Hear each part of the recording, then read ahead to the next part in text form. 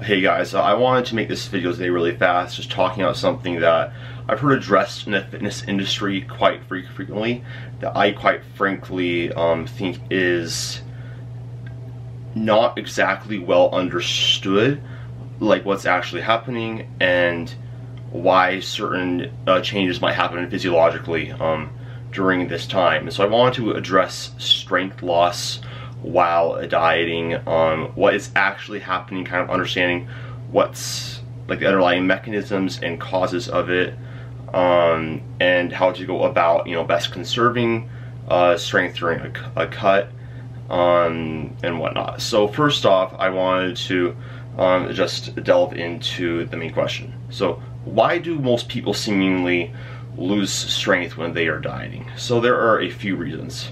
So first off, when you are dieting down, you are weighing less. So we know from Newton's second law that force equals mass times acceleration. If you are losing weight, you therefore have less mass, and so therefore less potential to actually produce force.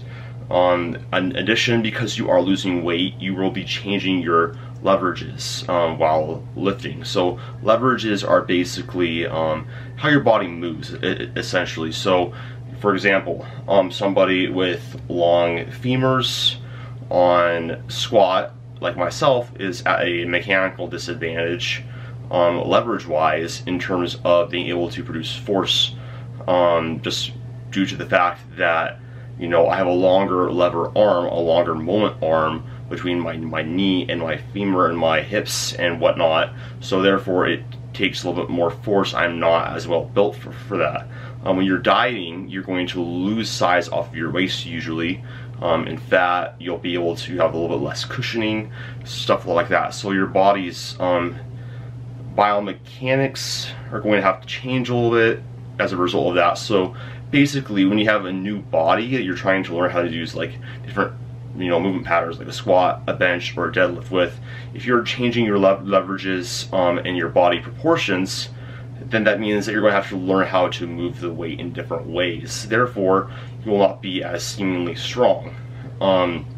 You're also going to have less calories available, so a lower energy availability. This is really important because we have two muscle fiber types.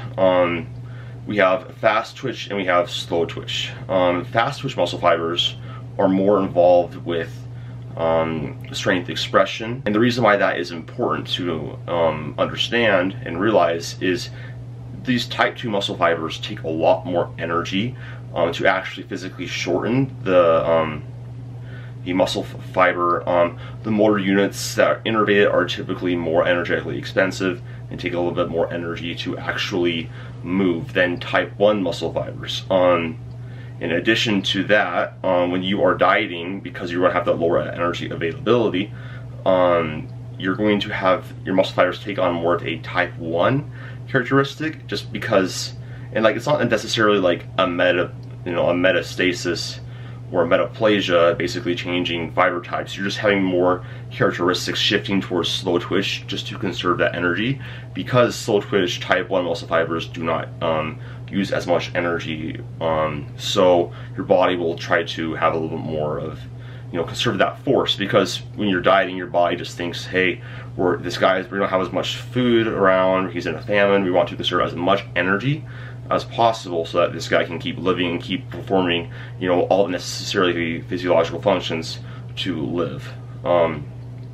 So basically what this is something that I don't believe is true strength loss, especially if you are doing, as long as you're retaining, most of your muscle mass. Because the reason why I say that is because muscle size, muscle cross-sectional area is very proportionate with potential for force output for actual strength. So basically, the bigger the muscle is, the more potential it has to produce greater amounts of force. So if you're eating enough protein, you are training still hard, you're still having sufficient volume to maintain that muscle size, you're likely really not losing that much actual strength. What's happening is you're losing the ability to express strength to all of the reasons I mentioned earlier. So it's just illustrating my point. Many people who, you know, are at the tail end of a fat loss phase, they might feel really weak, they might have lost a lot of the ability to express strength on the barbell, but as soon as they start to, you know, regain some of that weight, they start having more calories available for energy, their strength seemingly comes back, like very, very, very fast in basically every single circumstance, provided that they have maintained, you know, as much muscle tissue as they possibly can. Is there potential that you can actually lose some like real true strength?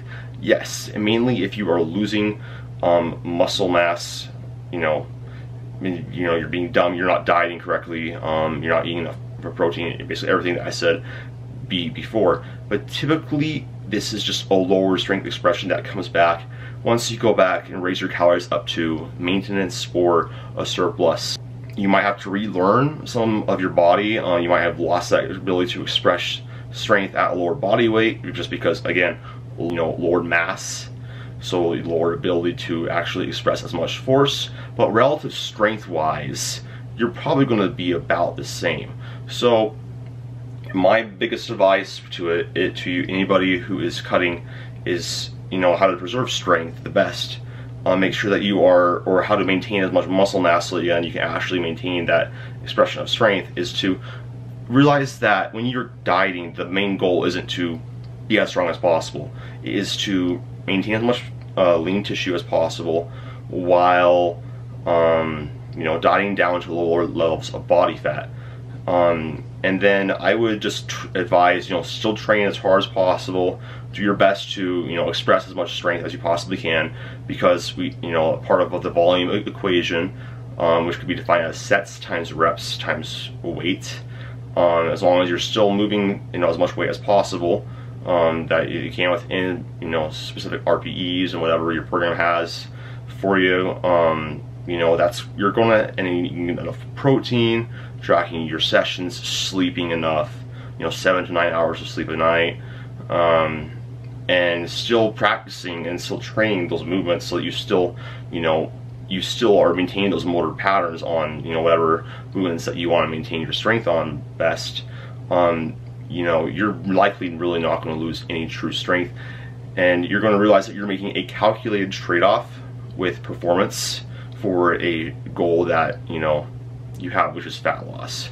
So hopefully this helps some people. Short-term loss of ability to express strength does not actually mean you're losing any true strength. So yeah, hopefully this helps some people. If you have any questions, comment section down below. Like, share, subscribe. If you guys want coaching, just shoot me a DM on Instagram or go to akicoaching.com. But I'm out. Peace.